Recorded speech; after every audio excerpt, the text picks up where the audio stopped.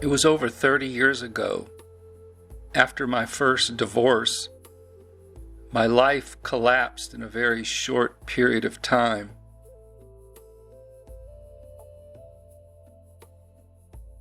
I had endured a major surgery to remove a tumor in my inner ear. I had to declare bankruptcy. My marriage ended. I lost daily access to my children, and I couldn't hold a job. It felt like everything familiar had disappeared all at once.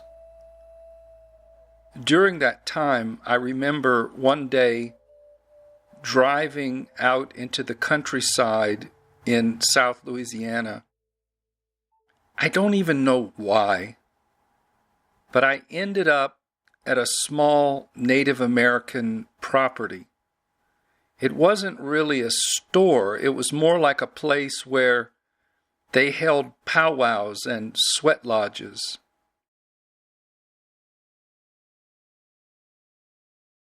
There was an elder there from Oklahoma. He called himself Thundercloud, and he greeted me as if he had been expecting me to arrive. And he said something that I never forgot. He said, "You are trying to get from where you are to another place, but you're facing a great gulf fixed." Now, at the time, I had no idea what he was saying. I couldn't fully understand it. But only recently, years later, I discovered that phrase appears in the Bible. Luke 16:26. "Between us and you, there is a great gulf fixed." It means a chasm that cannot simply be crossed by willpower alone. It's an impassable divide, at least by ordinary effort. And that is exactly what my life felt like. There was the life I had, and there was the life I imagined, and between them, a gulf. Thundercloud told me to come back the next day, and so I did. I made the drive back out to the country, and when I returned, he handed me a medicine wheel that he had made. It was a circle with a cross, and it was bound in red thread, and there was a feather attached, and he said, "I've put strong medicine in this." And then he gave me the teaching that has guided my life ever since.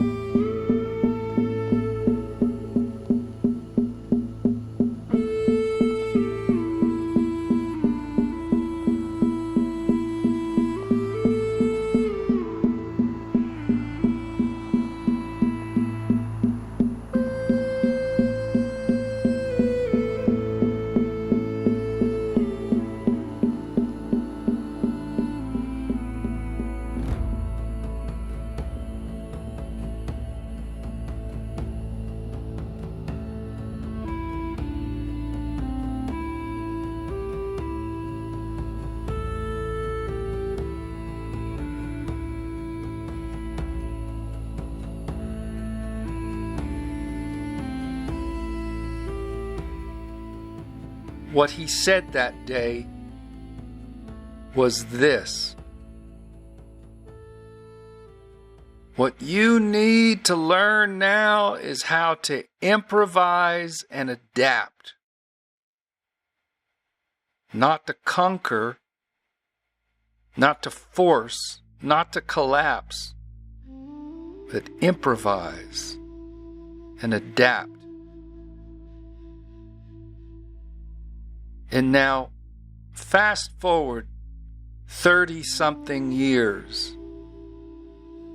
And recently, I've been working with neuroscience-based manifestation, where setting intention, regulating my nervous system, visualizing and taking small actions each day.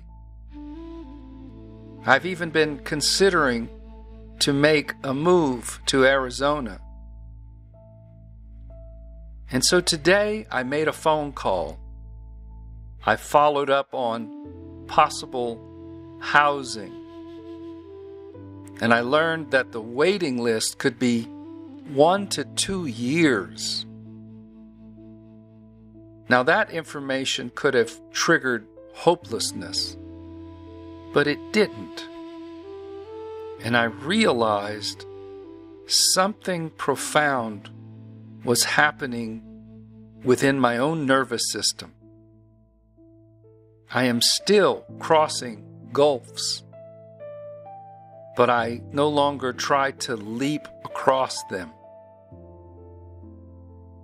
When there is a great gulf fixed, the answer is not fantasy or force.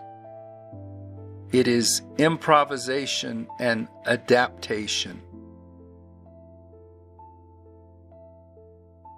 You gather information.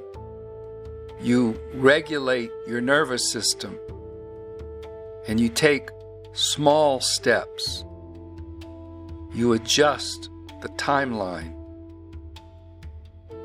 The gulf is crossed by rhythm, never by panic. And here's the deeper message I've learned. Sometimes manifestation is not about collapsing time. Sometimes it is about strengthening yourself while time is unfolding. And the medicine wheel hangs in my window to this day. It reminds me that life always moves in cycles, through seasons, quadrants, directions. You are never behind. You are in different parts of the circle.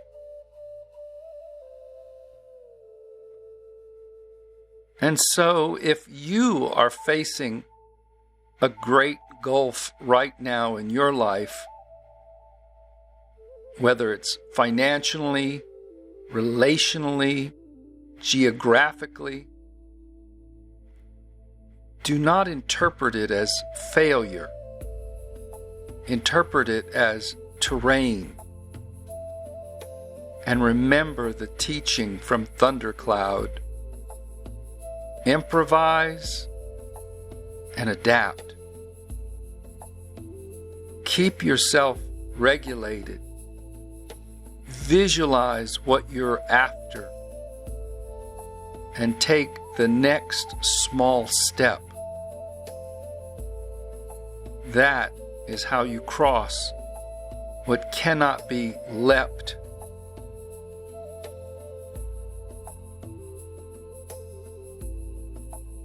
And the medicine wheel is still hanging in my window. The medicine wasn't magic. The medicine was perspective. May peace be with you.